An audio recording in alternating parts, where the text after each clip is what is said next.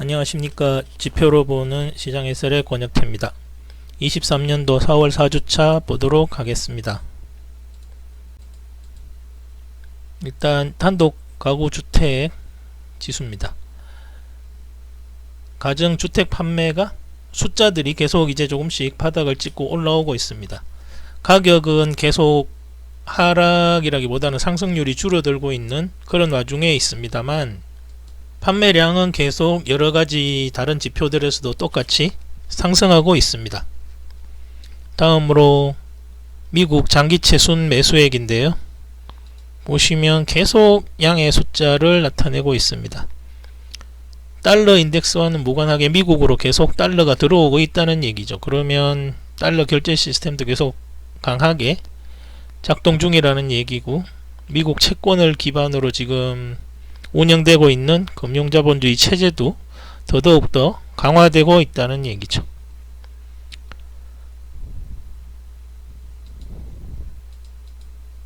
다음으로 미국 건축 허가 건수인데요. 밑으로 내려오다가 주택 가격량이 살아나면서 다시 살짝 증가하고 있는 모습입니다. 다음 레드북 소매 판매 지수는 그냥 계속 쭉 하락하고 있습니다. 중산층들이 주로 많이 사용하는 대형 마트 체인점 그런 쪽 소매 판매 지표인데요.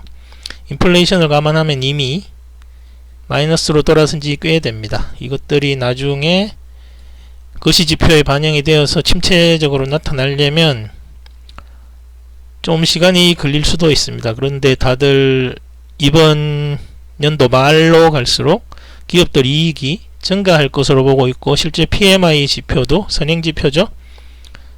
기업들이 제품 생산하려면 원자재를 얼마나 주문할지 그런 쪽을 나타내는 지표인데, 그쪽 지표가 계속 올라가고 있어서 요 지표가 살아날 수도 있을 것 같습니다. 그런데 지금은 계속 어쨌거나 데이터상으로는 계속 하락 추세입니다.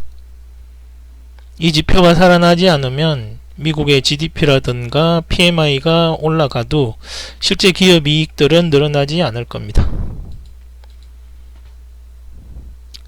네, 다음으로 30년 담보대출 금리인데요.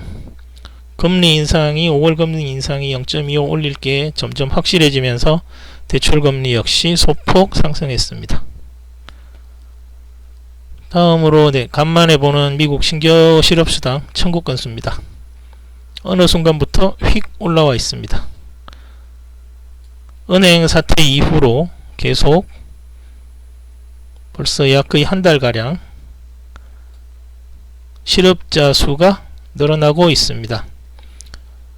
연준이 계속해서 푸시했었는데도 실업자 수가 늘진 않았는데, 은행 사태를 기점으로 해서 해고와 구조조정, 그리고 시장에서 구인자 숫자를 조금씩 감소하고 일자리도 줄어들면서 신규 실업수당 청구 건수가 계속 늘어나고 있습니다. 아마 당분간 계속될 것으로 전망됩니다.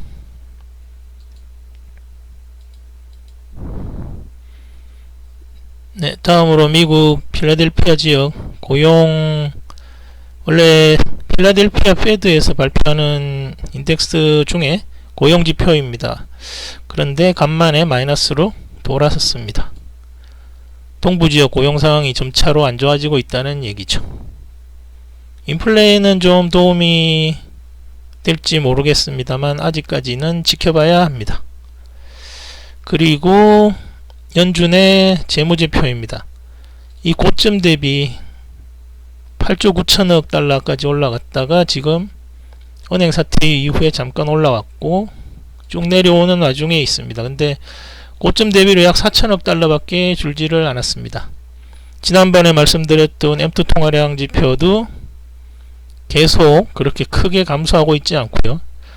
결국은 시중에 있는 통화량이 줄지를 않는다는 얘기입니다. 옛날에는 금리를 올려서 통화량을 쪼으면 시장에 돈이 줄었고 그러면서 여러가지 문제가 생겼었는데, 지금은 통화량이 줄지를 않으니까, 통화량이 줄지 않는다는 얘기는 시장 주체들에게 아직 돈이 많다는 얘기죠. 침체는 없을 것 같습니다. 여러가지 지표는 안 좋아지고 있지만 안 좋아지는 이유가 금리를 하도 올리고 연준에서 압박을 해대니 경제 주체들이 뭐 긴축 모드로 다 변경해서 가게도 소비를 줄이고 기업들도 소비 줄이고 인력 구조 조정하고, 그래서 지금 미리 선제적으로 움직이는 효과가 나타나고 있는 것 같습니다.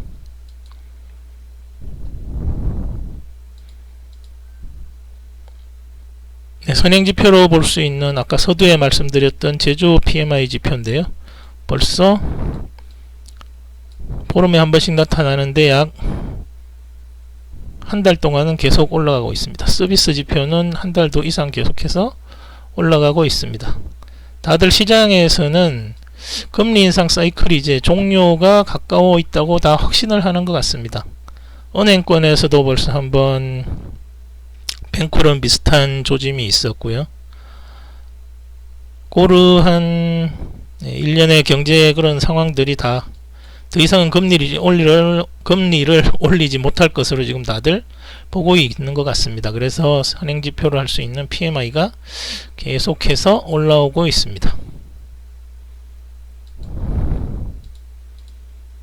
다음으로 2년물 채권 선물과 주식시장 잠깐 보면 금리도 거의 변함이 없고요. 주식시장도 거의 변함이 없습니다. 이거는 지금 지표도 혼조 구간에 있어서 어떤 판단의 근거로 삼을 만한 방향성을 나타낼 만한 데이터들이 아직 안 나오고 있기 때문입니다. 섣불리 지금과 같은 상황에서 했다가 유동성의 힘으로 크게 튀어오를 수도 있고 시장에 침체가 와서 급락도 가능하거든요. 그러니까 지금 시장이 어느 쪽 확실한 데이터만 기다리고 있습니다. 그런데 그 데이터가 5월 금리 연준 회의까지는 나타나지 않을 것 같고요. 이번 주에 GDP라든가 이런 지표들이 좀 발표가 되는데 살짝 지금 상승으로 보고 있습니다. 시장을 잠깐 정리해 보면 기술적 저항선에 부딪혔고요. 지금 파월이 보고 있는 상품, 부동산, 서비스는 이미 다 크게 흐름이 꺾였습니다. 상품 인플레이션은 내려와서 횡보하고 있고 부동산은 바닥에서 가격은 조금씩 마이너스로 돌아선 곳도 있는데 거래량은 다시 늘고 있는 바닥을 찍고 그런 상황이고요. 서비스는 노동시장이 서서히 풀리면서 감소 쪽으로, 그 상황에서 연준은 강경 모드에 변함이 없고 실물 경제는 이미 소매 판매에서 나타나듯이 침체 중입니다. 지난주에 만기 시장이었는데 만기 주간에서도 시장은 크게 내려오지 않았고 횡보했습니다. 결국 아까 말씀드렸던 것처럼 시중은 유동성이 줄어들지 않습니다. 4천억 달러 정도 풀린 돈보다는 너무나 형편없는 수준의 돈이 다시 걷어들여졌고요. 그에 반해 근원인플레는 1년간 6.6까지 갔다가 지금 금리 올렸던 작년 초 5.6과 비슷한 수치입니다. 거의 뭐 변함이 없죠. 그러니까 유동성은 줄어들지 않고 있고 인플레는 고점 찍고 내려오고는 있는데 빠르게 내려오지는 않을 겁니다. 그런 상황에서 돈이 많은데 시장에서 이걸 뭐 못 버티고 손줄 맺힐 상황도 아니고 꾸준히 지금씩 조금씩 계속 401k나 이런 쪽은 여전히 사고 있고요. 하락 쪽은 아무래도 아닌 것 같습니다. 다음 주는 부동산과 GDP, PCE 물가지표가 나올 텐데 물가지표는 CPI와 추세가 크게 다르게 나오지는 않을 겁니다. 그런데 GDP가 어떻게 나올 쪽에 이제 문제가 될 것 같고요. GDP가 좀 좋게 나온다면 시장은 역시 상승으로, 저항선을 넘어서 상승으로 가는데 아마 거래량이 따라주지 않으면 큰 상승은 힘들 것으로 예측됩니다. 주택지표 하락 속도는 멈췄고요. 그러면 일단 은행이나 상업용 부동산에 대한 우려도 좀 많이 줄어들겠죠. GDP는 각종 기관에서 보면 미국의 외신들이 나오는 데이터 보면 예측보다 지금 훨씬 좋게 나올 것으로 보고 있습니다.